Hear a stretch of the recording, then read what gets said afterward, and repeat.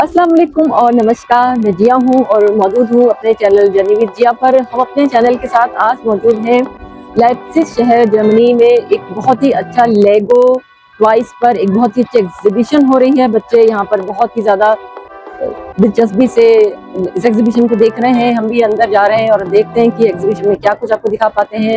ये लेगो टॉयज़ की एग्जीबिशन है जो हर साल इसी दिन यहाँ लगती है और किस तरह है क्या है अंदर चल के देखते हैं और आपको भी दिखाते हैं। तो रहिए हमारे साथ।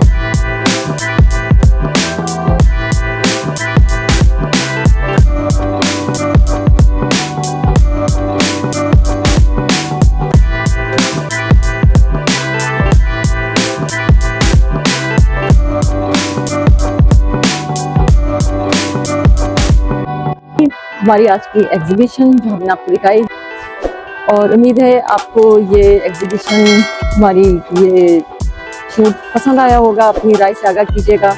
मिलते हैं फिर आपसे। हाँ, रखिए अपने प्यारों का, अपने घर वालों का बहुत सारा ख्याल। मिलते हैं आपसे फिर किसी नए वीडियो में नए टॉपिक के साथ।